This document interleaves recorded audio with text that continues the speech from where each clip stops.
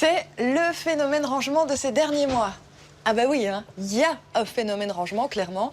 Depuis sa diffusion sur Netflix, la méthode Marie Kondo est devenue le truc incontournable pour apprendre à ranger proprement chez soi, tout en disant bonjour à ses vêtements. Mais qui sont ces fameuses rangeuses étiquetées Marie Kondo? Pourquoi ces techniques cartonnent-elles autant? La réponse avec l'enquête de Marine Guillet.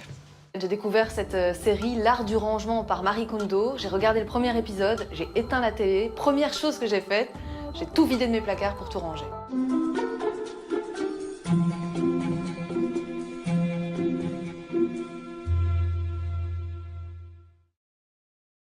I'm Marie Kondo. 私のミッションは片付けによって世界を。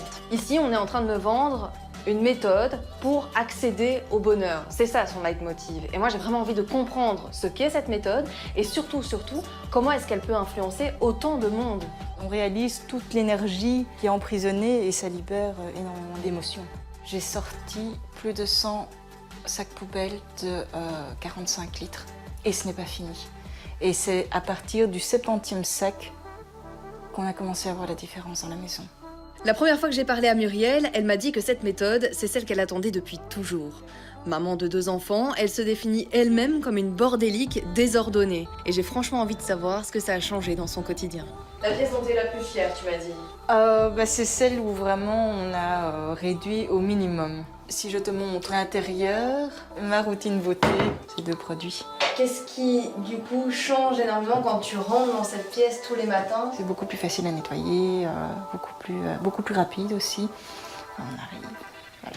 Muriel me permet de comprendre que cette méthode nous interroge sur nos besoins. Au final, on ne retient que ce qui est essentiel et qui nous procure de la joie. Ça nous reconnecte à qui nous sommes, ici et maintenant.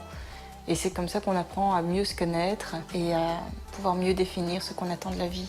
Ça fait 2 ans que petit à petit, elle trie sa maison. Et elle le dit, la méthode lui a permis d'extérioriser sa personnalité. Marie Kondo, qu'on surnomme aussi KonMari, est une japonaise qui a passé la plus grande partie de sa vie à chercher la meilleure technique de rangement. Elle est un peu obsessionnelle depuis la plus tendre enfance. Elle en a écrit un bouquin qui a été traduit en plus de 35 langues, vendu à plus de 8 millions d'exemplaires. Et c'est sûr que la série Netflix la propulse comme la gourou du rangement. Et le marketing ne s'arrête pas là. Pour aider à mieux s'organiser, elle commercialise des boîtes de rangement pour la modique somme de 80 €. Cette magie du rangement, Marie Kondo veut la disperser aux 4 coins du monde. Pour ça, elle forme une armée de consultants officiels. Prix de la formation, 2 000 €. En Belgique, elles sont 5 à avoir ce statut.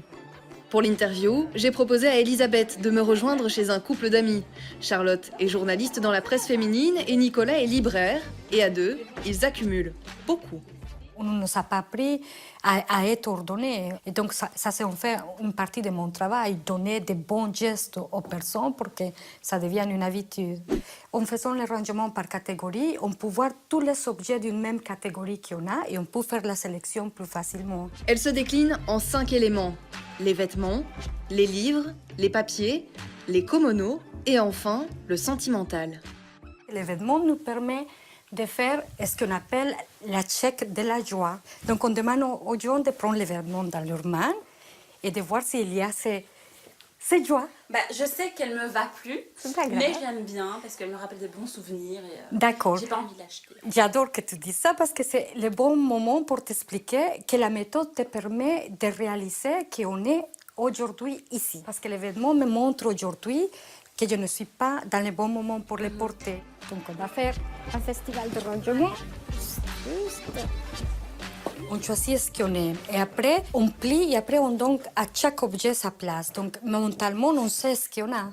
Mais la vérité c'est qu'en faisant le tri des vêtements qu'on aime et qu'on n'aime pas, il y a toujours assez de place pour tout ce qu'on aime. On est tellement débordés, pressés par le stress du travail, de la vie de tous les jours qu'on ne prend pas quelques minutes pour soi. Pour faire les points, c'est très important. Mais je dois t'avouer que c'est une des activités les plus difficiles pour la plupart de mes clientes, en fait. C'est peut-être là que réside le succès de la méthode KonMari. Elle offre une aide, pas à pas, aux personnes en perte de repères. Elle crée un véritable art du rangement et c'est de là qu'elle tire son pouvoir d'influence. Direction la bibliothèque alors. Des éditions reliées, des vieux livres, des trucs comme ça, j'y tiens parce que C'est familial aussi un peu. Tu les adores, tu les aimes bien, c'est important pour toi, alors pas question de se débarrasser. Donc pour les autres livres, je ne l'aime pas, bah, alors je les donne. Et est-ce que s'il est vraiment sa place dans ma maison pour la personne que je suis aujourd'hui? Et si la réponse est oui, on lui donne une place dans la bibliothèque. C'est vrai qu'on prend un livre par exemple et je vois que je ne l'ai jamais lu, je ne compte pas le lire. C'est vrai que ça me titille, quoi. Elle le dit à la fin du livre, le rangement c'est la base pour mener une vie heureuse. C'est les petits rappels qu'on est heureuse, qu'on a déjà tout ce qu'on a besoin pour être bien, pour être heureuse et qu'on n'a pas besoin de s'encombrer en fait. En Belgique, l'activité de coaching en rangement se développe. Certifiée ou non Marie Kondo, cela vous coûte 100 € de l'heure en moyenne pour profiter d'une expertise à domicile. Marie Kondo arrive avec une méthode, elle la présente comme une méthode révolutionnaire. On l'a compris, son idée c'est de créer un électrochoc pour qu'on se rende compte de notre surconsommation. Donc on va rassembler tous les objets d'une même catégorie au milieu d'une pièce, voir la montagne d'affaires. Mais forcément, cette méthode, elle est aussi critiquée. Une autre critique qui est faite, c'est celle sur la différence culturelle.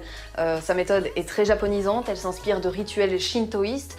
Les objets ont des âmes, ça ce sont des notions qui ne nous parlent absolument pas dans notre société occidentale. Elodie est l'une des premières à s'être lancée dans le coaching en rangement en Belgique. C'était il y a 10 ans et elle va m'apporter un point de vue bien différent sur la méthode KonMari. Tout ça, ça me semblait un peu excessif. Ça ne correspondait pas tout à fait à ce que je découvrais comme difficulté par rapport au désencombrement. Et je voyais qu'il y avait beaucoup d'autres choses que ça qui revenaient vraiment sur la discussion. Donc j'ai pris du recul et puis j'ai testé ma propre méthode. Pour Marie Kondo, il vaut mieux jeter puis racheter plutôt que garder. Le recyclage n'a pas vraiment sa place. On devrait rajouter un chapitre sur le don, la vente, les systèmes de recyclage. Durant des années, on s'est plié à la société de surconsommation. Mais nos modes de vie sont aujourd'hui en pleine transformation et c'est sans doute pour cette raison que la méthode KonMari séduit autant. Tout ça, c'est des mouvances en fait qui viennent répondre à un besoin des gens, qui est de vivre autrement, de vivre mieux, avec plus de sens. Et donc ça commence évidemment par un tri systématique des objets qu'on a chez soi. Donc le home organizing, le désencombrement, la magie du rangement, tout ça, ça surfe sur cette vague-là. Marie Kondo, un nom qui s'est popularisé.